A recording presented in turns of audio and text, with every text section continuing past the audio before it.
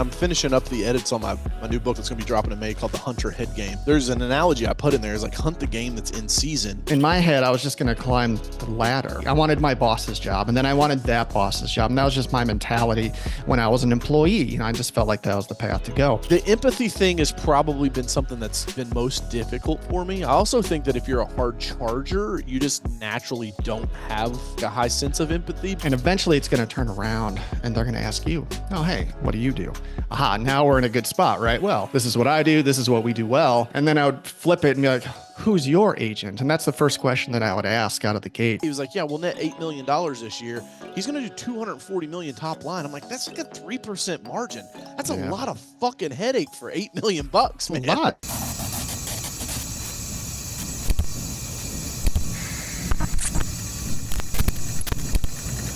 Hey guys, what's up? Welcome to another episode. It's Coach Carroll here on the Sales Factory podcast. I got another one coming for you today. We're fresh in the new year, baby. 2025, January. It's a new day in America. We won't talk about that too much today, though. It's the day after the inauguration, if you're tuning in. It's beautiful. It's 6 degrees here in Louisville, Kentucky. I got my man Matt Dietz with me in the Sales Factory. Matt is a 20-year agent living in Boise, Idaho. Been married for 22 years. He's got an 18-year-old son, a 16-year-old daughter. So we can definitely talk a little bit about parenting. Maybe he'll give me some tips today in the Sales Factory. And he is an agent and also has a program called Agency Launch where he helps agents as well. So we'll be talking a little bit about that. Matt is also a connoisseur of desserts. I'll tell you guys how I know that here in a little bit. But Matt, welcome to the Sales Factory, brother. What's up, Coach? Thanks for having me on. Yeah, man. Well, you know, I know I gave a little bit of a little intro there for you. Let's talk a little bit about your insurance business first, because, you know, I've been having a lot of insurance agents on here lately in the Sales Factory podcast. But talk a little bit. What got you into insurance? Obviously, you've been doing it for 20 years, and you recently won an award. So I want you to give yourself a little tap on the back there for that as well. Talk to the people, man. Yeah. So how did I get into insurance, right? No one, grows up dreaming of running their own insurance shop. We want to play center field for the Cubs or whatever, right? So, let's see, my path, I went to college in Michigan. I wound up working on college campuses. After college, I was a hall director and I worked for the office of, I oversaw the operation of dorms with like hundreds of 18-year-old kids in it. And that I got plenty of stories. If you ever want to talk shop about that, I got plenty of stories about what that's like. But I did that for 5 years. I worked in New York for a couple of years. I moved out to Washington State. I got a master's degree in leadership while I was in New York. So that was pretty cool.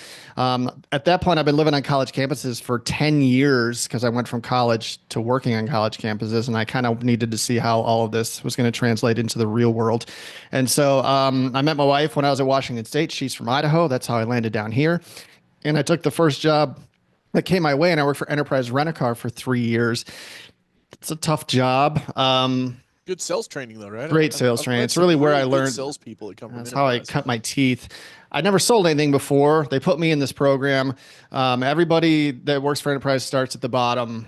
You're wearing suits and ties and you're washing cars and you're renting them from 7 to 6 in the heat of the winter or the heat of the summer and the cold of the winter. It's brutal, but I learned a ton, and they want you to sell their damage waiver, and so I found out, I had a knack for that and was one of the top salespeople in the city year over year. And then after that, I knew my career with Enterprise was coming to a close, because if I wanted to move on, I would have had to move, and I didn't want to move. So someone told me that I'd be good at insurance. And I was like, I don't know, man. You have the skill set, just go check it out. So I interviewed with a number of companies. I landed with Farmers, took a swing at it, and they were right. My skill set really fit well with all of the things that I've collected over time, sales and enterprise leadership, on college campuses. It all really congealed really nicely for me to be successful as an agent. So that's the long and short of it. I love it, man. That's probably one of the most concise intros I've ever had anybody do. So I appreciate it. Talk to the people. Tell them about the award that you recently. I saw you posted on social media about. Yeah, we won Agent of the Year. So here in Idaho, and that was really exciting. It's something that we pride ourselves on, and we've won that. I don't know, 5 of the last 8 years or something like that here. Damn, And man. it's a bar that we Really? set pretty high for my agency, and we've built the systems, in my agency just to perform at a level. And at year 20. It's not easy, but it has gotten easier because we built the systems and the business now comes to us. And that's the dream for any business owners, to be able to sit and have your phone ring and have people want to buy from you. But Yeah, man. it took 10 years, to get to that. Yeah. And you have to build all of that by scratch, which is what we did. So, Yeah. oh, That's here we cool, are. man. Well, Yeah. congrats on that. Thanks, That's man. I love a good award, especially when it's rightfully deserved, right? No Thank you. participation trophies in the sales factory. So, That's uh, right. and if you're listening, this is just me continuing to bring you guys the cream of the crop, right? The top of the top. I want to bring Coach, you. I have to say congratulations to you. I saw your name pop up in USA Today.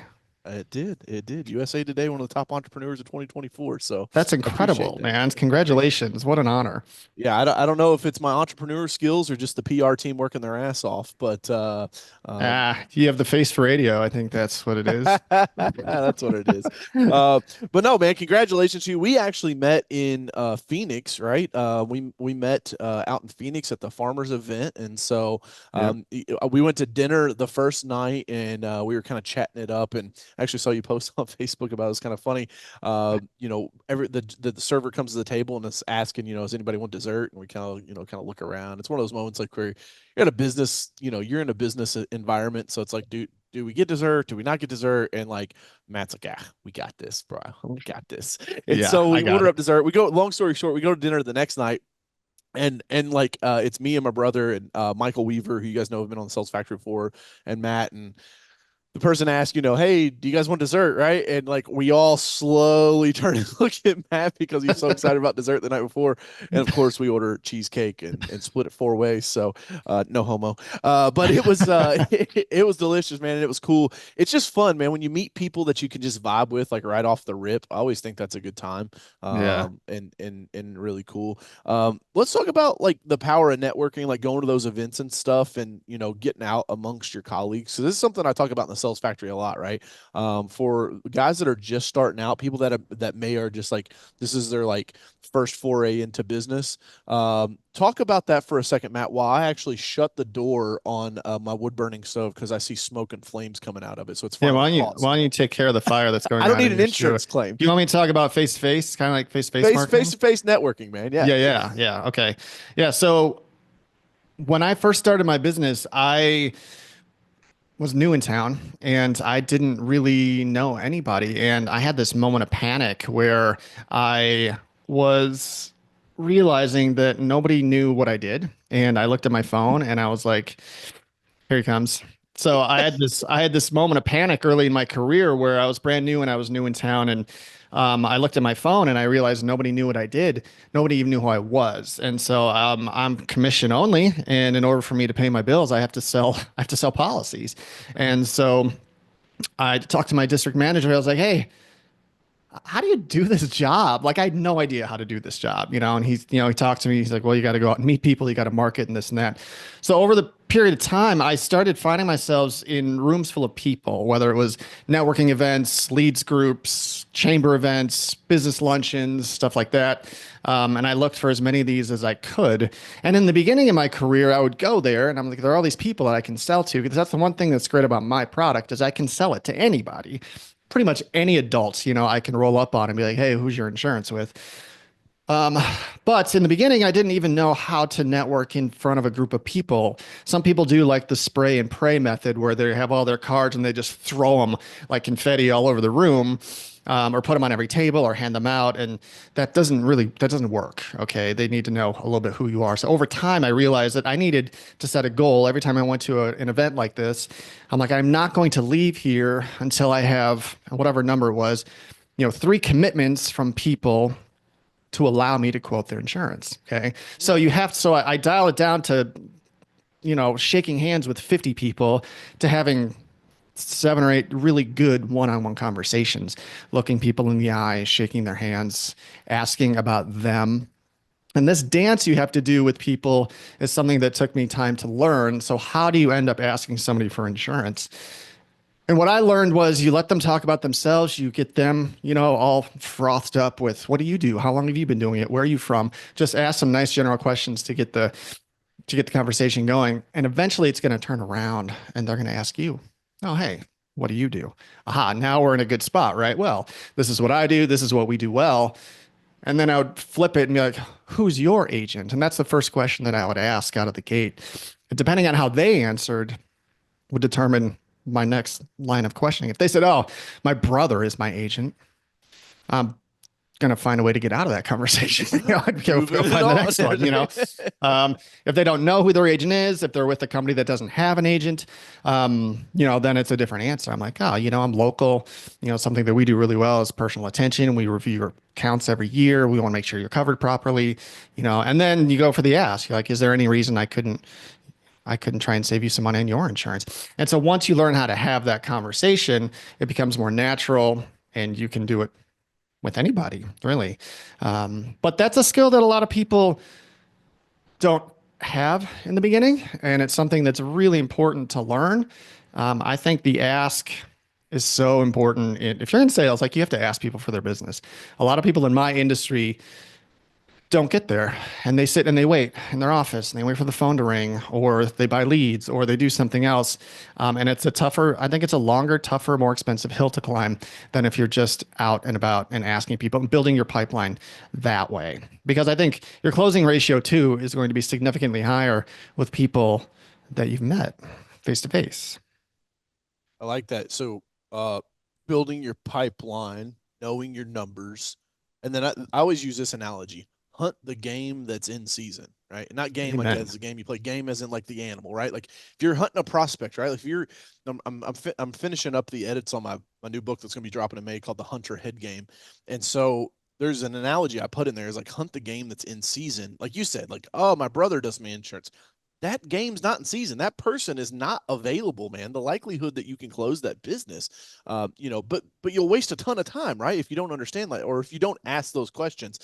This is why I always tell people you got to read the book How to Win Friends and Influence People, right? It's like Hey, Ben. it's like the communications 101. And what you heard Matt say there was, I asked them about themselves, and that's what that book talks about. It's like getting people to be interested.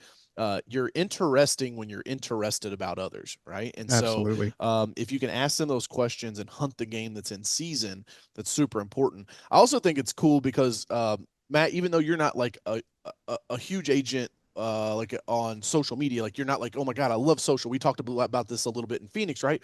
The age old principle still applies. And what you're hearing from Matt is he's still done what I tell agents or entrepreneurs in general to do on social, which is build a brand. And that's what Matt's done. It's just taken 20 years or 10 years, right? It does take time.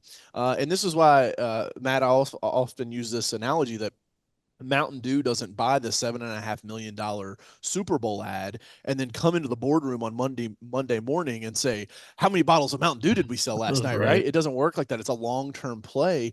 And those 50 people that you talk to at that event, you find your 3 hot prospects that you're going to follow up with that give you that commitment. But that doesn't mean that the other, 47 you never talk to again, right? Those people now know who you are. And that's the biggest problem that I see small business owners have.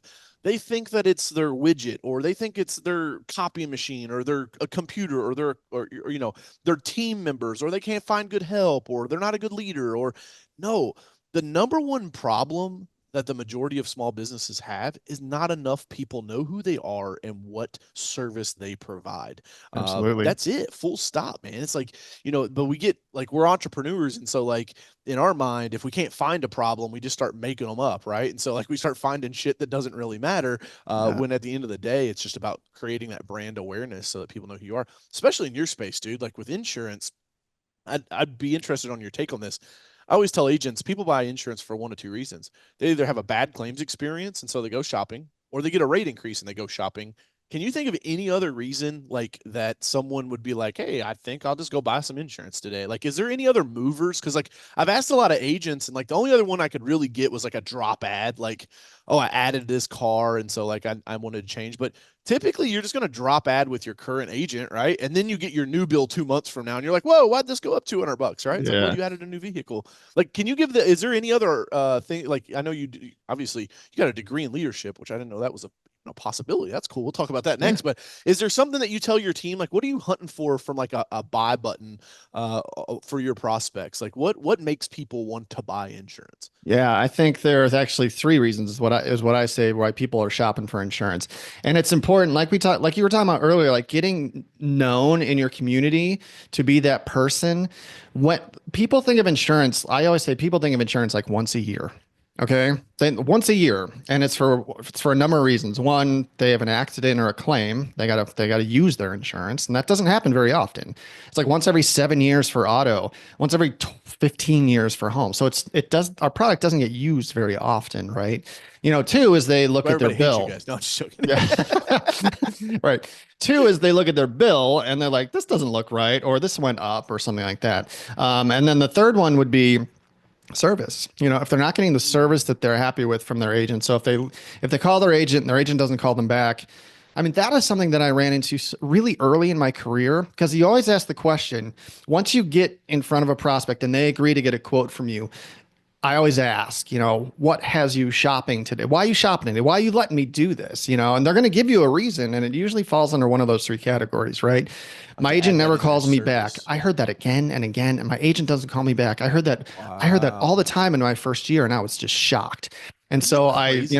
I laid down a real simple rule for my agency. I'm like, okay, we always are going to call people back. Like, I don't understand how that doesn't happen, but if other agents don't want to call their people back, like I'll be there, for when that happens. Yeah. Or their price is too high. And then sometimes it's product, sometimes they're like, you know what? My policy didn't cover this claim and I'm upset about it. So I Yeah. need to find a better product, or my coverage was wrong.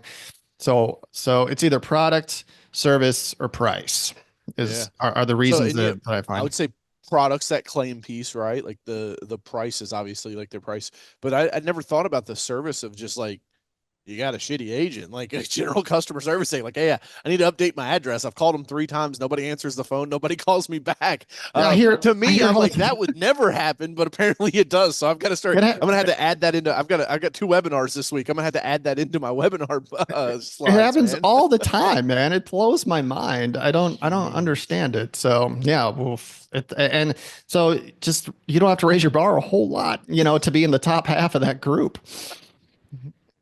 So it's always You know, important to it's know why they're shopping, because you got to know what need they are currently having, and you have to have a response on how to fill it.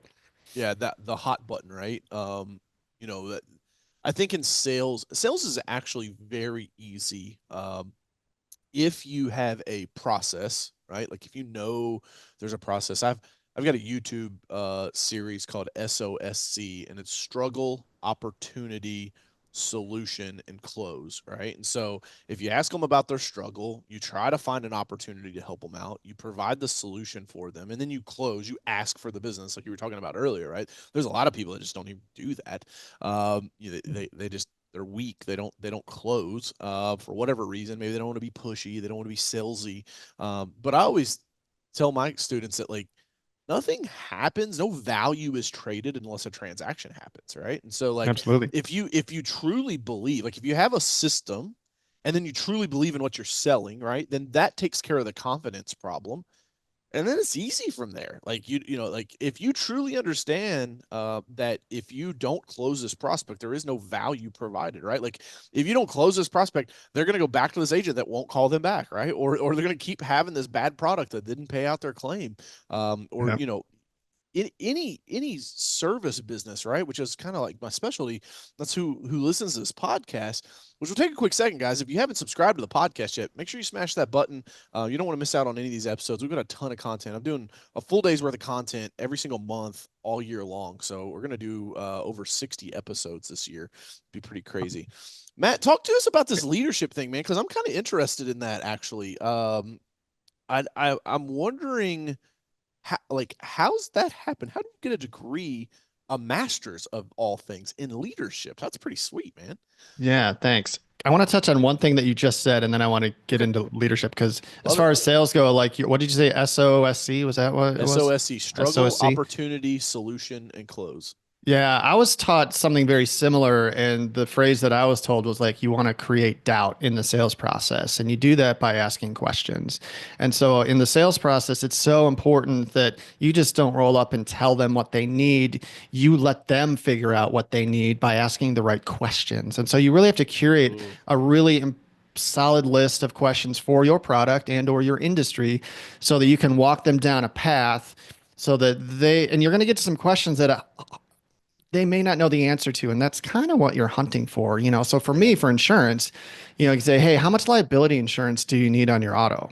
And a lot of times people are like, what's liability insurance? Like they don't know, you know, and that's great. You want them asking questions back to you because when they're asking questions back to you, it positions you as the authority and you Yeah. make that transaction a collective, you know, agreement between both of you.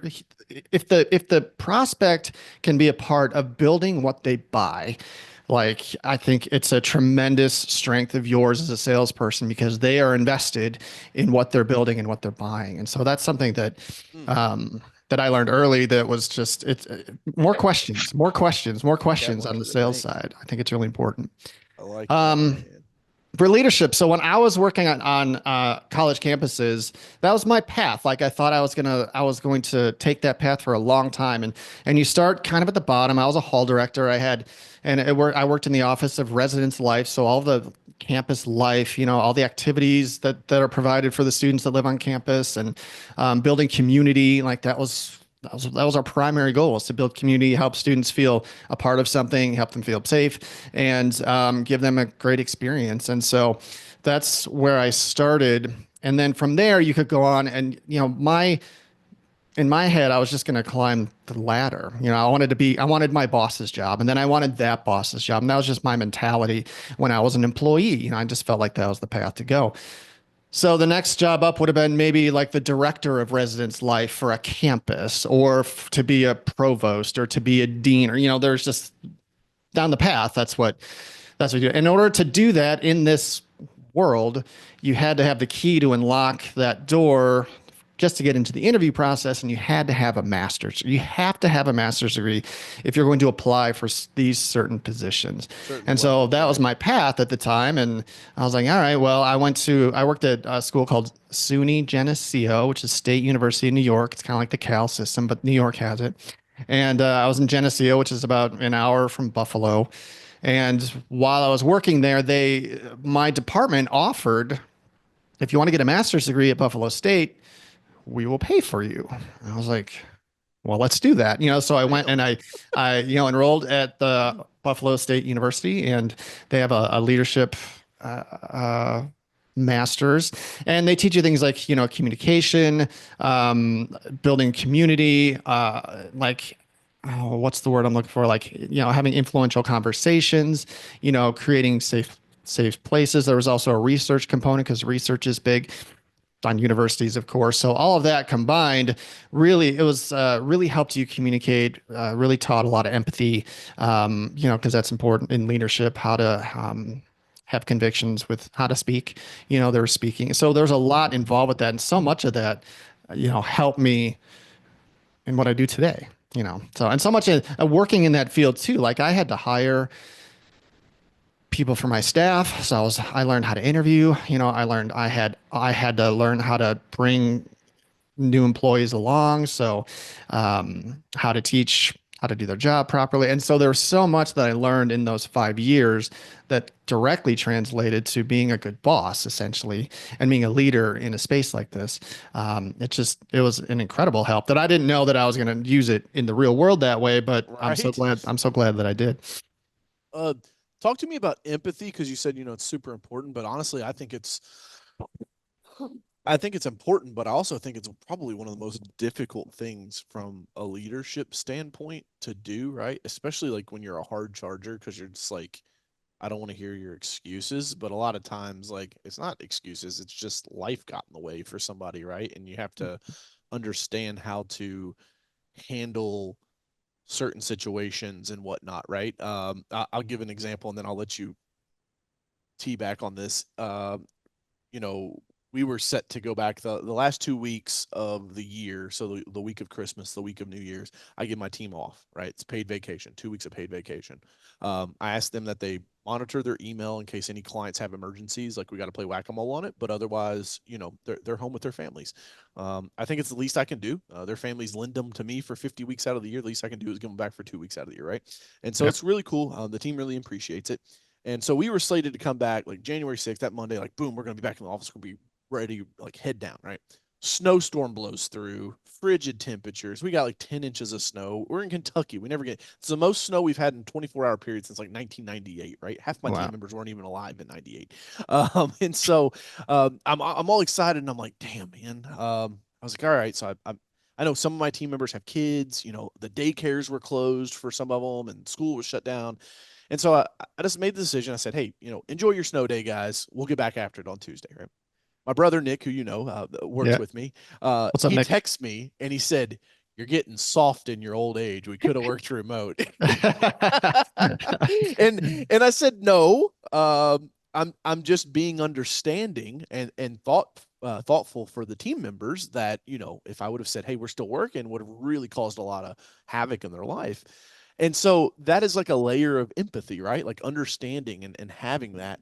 But dude, that's like newer Coach Carroll, like in the past like 36 months, Coach Carroll. That's not who I've always been. And you know, when I started out as a 19-year-old entrepreneur with my lawn care business, and I got guys that are in their 40s working for me, right? And it's like, I'm kind of like fuck company culture. You get a paycheck, show up, do your job. I don't Right. give a shit if you're back, you know, owe back taxes or back on your what is it, child support. You know, like fucking Yeah. get out there and work. And it's like the empathy thing has probably been something that's been most difficult for me. I also think that if you're a hard charger, you just naturally don't have a high level, like a high sense of empathy because it almost like they're to me they're almost like counterbalance, right? Like if I'm going to be very ego centered and very hard charging and very like polarizing, like let me go chase my goals. I don't want to use the word narcissistic, but it's like those tendencies, like empathy's on the opposite side of that ball. And Sure. so talk to me about that, Matt. Like, what did you learn? Obviously, like with getting a degree about the importance of empathy, but then also like how that plays into just like emotional intelligence. And if you're going to be a big leader, like and grow big people, you just have to have some of these traits. So I want to give you some time to talk about that. Yeah, no, empathy is something that I think is being seen as like a newer strength in the world of leadership. You know, I think you and I probably grew up watching some pretty intense leaders grow really intense companies like Steve Jobs, right? Yeah, I don't think Steve Jobs had a lot of empathy, right? I mean, he was all, you know, do this or you're fired type of stuff, right? yeah, And like, so we grew up watching those leaders build these massive companies, but I think things have changed over time in a good way. I think empathy essentially is being able to see the world through other people's eyes, like to really see it through their eyes. You said you were 19 when you were running your company. I have an 18-year-old son.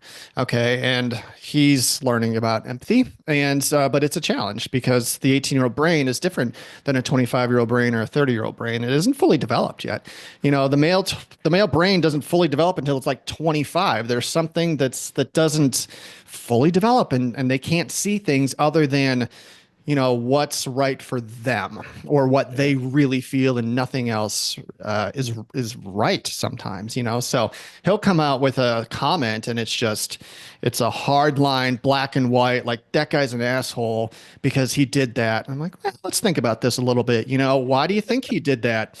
And what do you think caused him to do that? And do you think he learned that? Do you think he was taught that? Do you think he wasn't taught to do it any differently?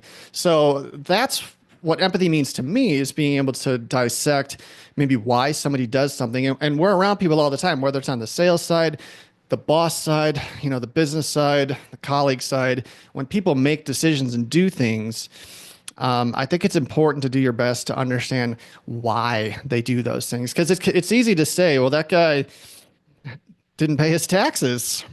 He's a loser, like, but there's there's a reason that guy didn't pay his taxes. He either didn't know how, he was never taught, he doesn't have any money, like there are reasons behind that. And I think it's really important. Again, it goes back to questions. I think if you can ask the right questions in the right situations, things get a lot clearer for both sides, and you can have a clear understanding on where they're coming from. Maybe they can learn from you, and maybe they'll ask questions to you. I did not have empathy in my 20s. I got fired from jobs because of that. So I was selfish. I was doing things my own way, and it wasn't. Selfish. That was It the was word I was looking for. yeah, it Yep. wasn't the way that it should have been done. And I got fired from my job in New York. I got fired there because my boss was telling me to do things. And I was like, I'm not going to do it that way. That's bullshit. And he was like, okay, well, you can't work here anymore. I You're was like, unemployed now. How's that I was like, that's kind of bullshit too, isn't it? yeah, I was like, oh shit. And so, I blamed him for a long time. It took me a minute to really dig down and be like, you know what? The common denominator of my mistakes in over the past 5 to 10 years, of all the mistakes that I made, the common denominator was me and the choices that I made. And they were wrong. And I needed to grow up. And so I was 25 years old when I realized this, and things clicked pretty quickly. I was like, I have to do things differently. I have to see things through other people's eyes, and I have to work hard, take ownership, which is one of the biggest things that I learned to do. Admit that I was wrong, which was something that was really hard for me to do, but it's become really helpful. When you can admit you're wrong, man, you can just feel the room deflate if you're in a conflict, and you're like, you know what? You're right. I was an ass. I'm sorry. Like the whole thing, it's like all the air comes out of the balloon. Yeah. And like once you learn these skills and these traits, you can just navigate your business and your relationships easier. It's not always gonna be easy, but you can find your path a lot sooner that way. Yeah, you said admitting mistakes. I find when I admit mistakes like with my team, like if I'm like, hey guys, I dropped the ball on this thing. I'm gonna do better. It's almost like it's almost like they kind of look around at the room. They're like, okay, cool. I Really? like this guy being the boss. Yeah. Like, it's just a different vibe. And it's just, I don't know, man. It's hard to put into words, but like when you start playing for a bigger purpose than just yourself, uh, the game changes. And I can't remember, it may have been Tommy Mello from A1 Garage Doors that I heard this say, but he's like, your vision has to be so big that everybody else's vision fits inside of it. And I was like, holy shit, man, that's good, right? Like that's big time. Like that's if somebody comes to me and says like, hey, I want to buy a boat, and it's like, oh, we're never gonna make enough money for you to be an employee and own a boat, right? Like, shit, who wants to work at that company, right? Versus Right. like, if it's like a employee comes to you and is like, hey, I want to buy a boat, it's like, dude, we could probably figure out how to make that happen like in the next 36 months for you, right? Like Absolutely. it's just a different level to the game. And also I think understanding that different people are different people, right? And when you start building a team and you have company culture, there are going to be things that you may not necessarily agree with, or you may not necessarily, think are the right way to do things. But it's almost like, I've got a 20-month-old daughter, and Matt, there was a point in time where your daughter was riding a bicycle and you had to let her fall and scrape her knee, right? And it's like, Yeah. you have to do the same thing with team members. I think it's like you see them about to go off that cliff, and you're like, all right, that cliff's not going to kill them, but that's going to bruise them up pretty bad. But they'll learn not to do that anymore. And it's like sometimes you just got to have. I think that's a part of empathy too. Of like, not that like get out of the way, stupid. Let me do this for you. It's like, no, I'm going to let you go scrape your knee because you'll become better because of it. No, I do that with my employees because I've been doing this for a while now, and I kind of have a pretty good sense on what works and what doesn't. But if I have a new employee that comes in and has an idea, and it's an idea that I deployed years ago that didn't work for me, and like, I got this great idea, I want to do this. And I was like, so I let them do it, but I ask them questions and I try and give them the best chance to succeed. Maybe it's something I didn't do right. Maybe they can pull it off. Yeah, but so I had one guy come in. He's like, I want to do this. I want to do an event at this trade show or something like that. And I was like, great, that can work, but I want you to set goals. And I want you to know how many leads you're going to get from this. And I want you to track it. And I want you to bring back. And then I want you to write out everything. I want you to write me a plan on how this is going to work. And they're like, okay. It's like came in and they're like, all right, how many leads are you going to get? in this 8 hour period. And they're like, all right, our goal is to get 300 leads. And like, I was like, 300. So I did the math real quick in my head. I was like, that's a lead every like 4 minutes, like without stopping all day. And they're like, yeah. I was like, all right, you think you can do that? And they said yes. I'm like, there's no way in hell, they're gonna get a lead every 4 minutes because there were two of them or whatever. It was a ludicrous number. I was like, all right, go ahead. And like, I mean, I think they got like 27 or something like that. And then they didn't work them like they said they would. And I was like, and inside I'm like, all right, let's debrief and figure out what happened here, what didn't go right. So there's a small percentage that they're going to go pull something off that I wasn't able to do. And I would be stoked for that win. If they don't do it, they learn something from it. We adjust, we pivot, we either do it better next time or we try something else. So I'm all about what you just said. Whoa. Letting people Mic figure out. drop. That was a literal mic drop. That was I mean, amazing. you weren't even Well, I'm touching just it. gonna It just stop. popped out I of think there. that's it, right? If you guys aren't watching the video, if you're only on the audio, you're missed out. Literally, the microphone just popped out of the holder like it was. I don't know. It was a literal mic drop. You didn't even touch it. I think someone was telling me I'm talking too much, maybe, but no, that's that's let them learn. You're right. I mean, let them learn. But if they don't learn, that's a problem. So that's something that we ought to be aware of. For sure, man. For sure. Yeah. Cool. Well, that's good on empathy and leadership. I didn't think we would get into leadership talk this in this podcast, but you never know, man. Yeah, man, I'm here for you. So there is a thing called agency launch. There And is. I want to talk about that for a moment. When did you start it, and what is it? Talk to us about agency launch, man. Yeah, agency launch has been a pass. I've been a 20-year agent. I run a different shop than my peers. I have a pretty Yeah, decent size. talk about that, because I heard a little bit about this in Phoenix. So I want people, because like a lot of people are like, man, 20-year agent. I bet he's got like 9 offices and 900 people, right? Like talk a little bit about that, because so you guys that are listening, like Matt is not he doesn't spend $1 million a month buying leads. Like he doesn't have 900 dialers in cubicles. Like he runs his shop a little different, but don't discredit what he's about to say, because if you were listening at the beginning, like he was the fucking top agent in Idaho for the year. So like he's got something figured out here. So Matt, tell me how you're a little bit different than what they are used to seeing maybe in the insurance world. Yeah, so there are many different ways you can run an insurance agency, okay? And I chose to run mine as what I would call like a Main Street agent. Like I have drank a lot of coffee with a lot of people in town. I built a lot of relationships to have referrals come in. I have a pretty decent sized agent. I have 4,000 policies. The average agency in the country is about 1,800, so we're more than double the size of the average agency. And I have 2 employees, which is about half of what an agency of this size generally has. And it's because I'm wildly efficient with my time and my money. And so I have one person that does customer service for my whole entire book. And any agent who has 4,000 policies will look at me in awe and they'll be like, how the hell do you do that? And it's just what I've always done. I have an incredible person that does it for me. She gets a ton of support from me, but she just does everything without complaining. She does it right. The clients love her. Like it's just what I know how to do. And then as far as writing new business, it's something that we've always done well.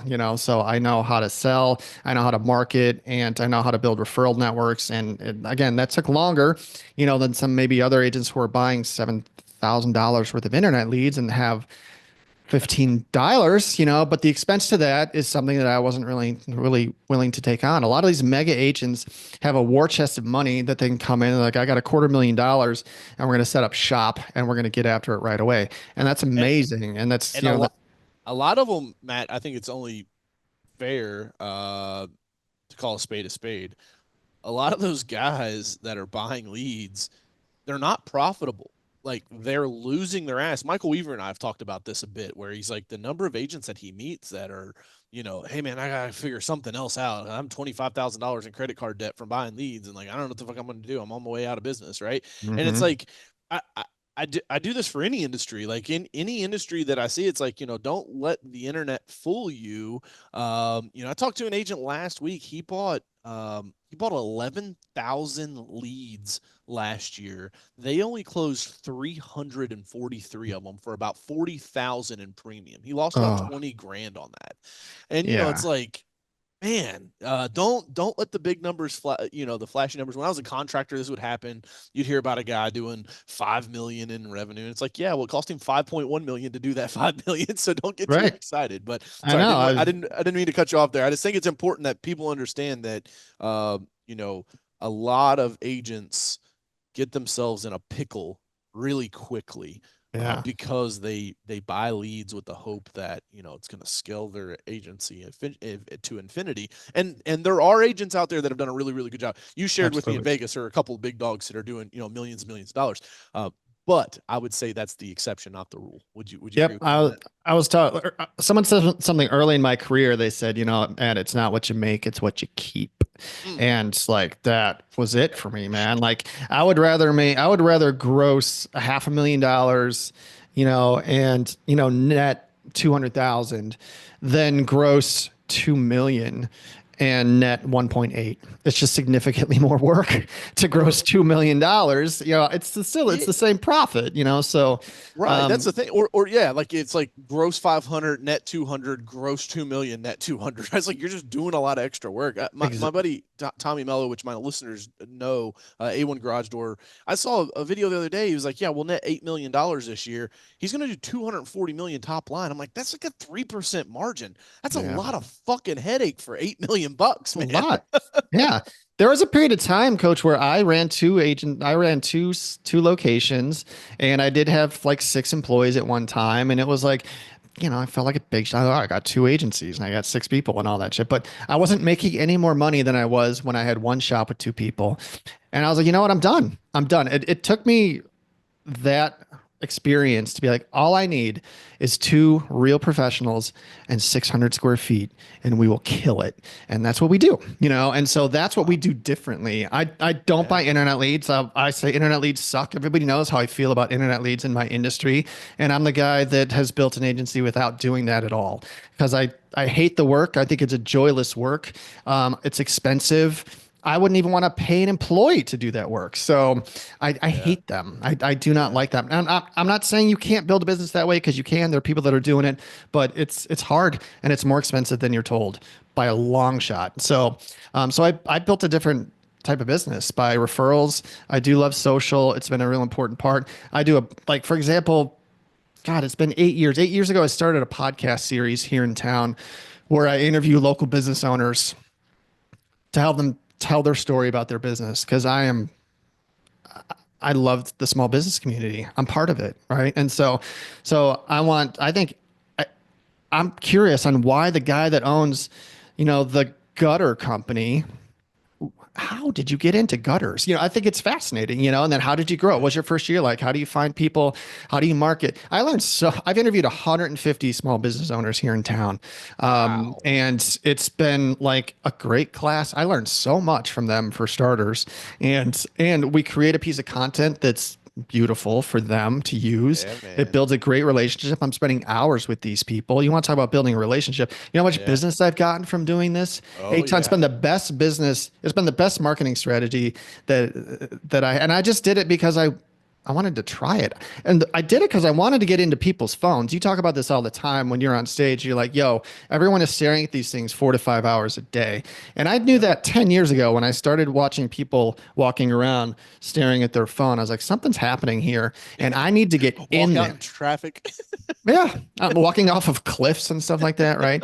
Like I need to get in that phone, and once I realized that, and once podcasts started to get some traction, and I was listening to podcasts, and I learned that anybody could do a podcast. Yep. Even you can do a podcast, coach. So like I was like, well, if anybody can do a podcast, and all you need is a microphone and a computer, I'm going to try and get into people's phones this way. And so I Yep. did. I actually do 3 podcasts, and it's been a really important part of my journey. It's been great for branding, and it's been great for getting me in front of my business community here in town.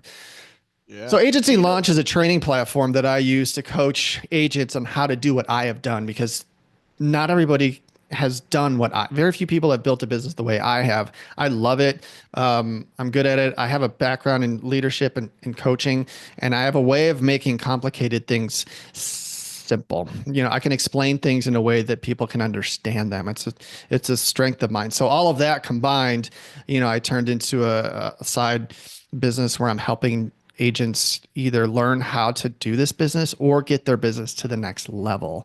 And so I do one-on-one coaching with agents. We meet every week. We solve the problems that they need to solve in real time. I don't have a syllabus. I don't have an agenda. I'm like, what do you want to work on this week? And we get to work. And the results have been just tremendous. There's a strength to coaching. You know this. A lot of it comes Absolutely. from accountability. They're going to show up every week. 60% of coaching is accountability. I say that all the time. Yeah. So it's been about 2 years since I started doing one-on-one coaching. Before that, there was an online platform that I had built that videos on how to do marketing, sales, staffing, and retention, and that's still there. It comes with the coaching, but now the real strength is the one-on-one coaching with agents, and it's been tremendous. It's some of the best parts of my week. I love it. Yeah, man. I can tell that you have just a true like servant's heart and like enjoy helping people. And I one of the things that I love about coaching is like I get more out of it sometimes than I think my students do, right? It's like Yeah. when I reiterate policies or procedures or strategies and tactics that like I already know work, but I teach them again, it's like, shit, DJ, you're only doing that at 90%. Like you need to click it in a little more, right? Because Right. it's like I'm not perfect. Um, I want to back up though, because you said something. I should have wrote that down. You before you pivoted to the agency, you were talking about the podcast. Do you happen to know Scott Rates? Does that name ring a bell? He's a State Farm guy. I didn't expect you to know him. No. So Scott was a guest, I don't know, episode 406, 405, I think. If you guys want to go back and check that out, you can go to coachcarroll.com/podcast to see all the episodes. But Scott does the exact same thing, man. He runs a local podcast. And like our business, like with the advertising technology company, like we help small businesses all across the US. So like that's why my format is like basically any entrepreneur is a good guest for the sales factory. But I think one of the most missed opportunities, and I can speak on this like definitively because I have enough clients that are doing it, is doing a local podcast and interviewing local people that are in your ecosystem. Scott Greats does it. Kevin Span does it. You're doing it. I mean, that because, and those are like, you're a farmer's guy. Kevin is an Allstate guy. Scott is a State Farm guy. So like, I'm telling you, if you're an insurance agent, you're listening to this, if you're any small business in a geographically bound area, right? And like this is where my power washing and window cleaning company, Easy Pro, that I started in high school, that I still run today, um, it was geographically bound. That's why I started the ad tech company. Yeah. I share this with my audience oftentimes, but it was like my contracting business was missing three things. I didn't have recurring revenue, it was seasonal, and it was geographically bound, right? So I was like, okay, my next business, I'm going to make sure don't have those three things. But if you are a geographically bound business, or like when I say like people aren't going to drive past 15 farmers offices, right, to buy insurance, they're not going to drive past 15 State Farm agents to buy insurance. If you're geographically bound, one of the best marketing pulls you can do is a hub and spoke model with a podcast, which is literally what you were just talking about, Matt, was is like make the long format, chop it up into small reels, clip out blog posts because of it, give shout out to the people that you had, go post it on social, go post long format. It's so powerful and it's a great use of your time. So I wanted to double 100%. click on that, man, because you're definitely doing, and the Sales Factory's been around since 2015. This thing started out as a radio show, believe it or not, on Biz Talk Network back in 2015. So we've been doing the podcasting thing for a long time. Uh-huh. But you're right, dude. You can go to Podbean or any of the other places out there that host a podcast. It doesn't cost a ton of money, and Nope. it's a beautiful way to build business connections and create marketing content at the same time. Yeah, and it's not the podcast isn't the only media. Podcast is great for people that enjoy, interviewing and talk. It doesn't have to be like that though. I know some agents that are doing some things along the same lines, but they're using their Facebook page and they're just doing like a new business. They're doing like a business spotlight. So they'll go out to a business, and you could do the written word, right? You could sit down with a business owner, ask them 7 or 8 questions, takes 15 minutes, snap a few pictures, get a picture of you and the business owner, get a picture of them in front of the shop, get a picture of their product, blast it out on your page, do a little write up, tag them, and then do that as often as you want. You're giving that business free advertising. The bigger your network, obviously, the greater that is. You're going to tag them. Now you're going to piggyback off of their network as well. And you could do that. How long does that take for starters? And what business owner is going to tell you, no, I don't want you to do that for me? So if you said it earlier, what was it? Hunt what is in season, right? Yeah, so the we game that's in say season. sell what we say something similar, like sell what's on sale. So if you have a product that you know that you're hot in, like for us, like maybe we're great at restaurant insurance, which we are. We have a great product and it's priced well. It would be really smart for me to spend a year and do that and interview or do business spotlights with as many restaurants as I could in town, because now I have a product that's perfect for them. How am I going to meet them? How do I get past the gatekeeper? How do I get in front of the owner? Like, you do this. And if you do one a week, man, you're going to meet 50 business owners that own your target market in a year. And it's just a great way to do business. Plus, you're probably going to get some free meals out of it too, right? Exactly. Well, cool, man. Well, we got to wrap this thing up. We're rolling right up on 50 minutes, man. This time flew. Time flies when you're having fun, as they say. That's right. So I appreciate you coming on. You guys, I hope you enjoyed this episode with Matt, Masters in Leadership, one of the top farmers agents in the country. We talked about empathy, talked about hunting the game that's in season, knowing your numbers, how to build your pipeline. Matt talked about, the average agency only has 1,800 policies. Dude's rocking 4,000 over there with a very tight team. And hopefully you got some good stuff you can take away out of this. If you're watching on the video platforms, make sure you leave a comment down below. Let us know what your biggest takeaway was. It also helps the algorithm show this to more people. If you're watching on the audio only and have enjoyed all the taking it to the bank that we've been dropping the gems throughout the podcast, make sure you hit the subscribe button wherever you're listening. Matt, any final thoughts, man, before we wrap it up here? No, I appreciate you having me on. I love talking shop with smart people like yourself and being able to share, the experience that we have. I'm at a point in my career where I really enjoy helping give back. I did not get here by myself. I had good leaders help me along the way too. So whatever position you're in, if you're newer, get some good advice from people who have done it before you. They are there to help you.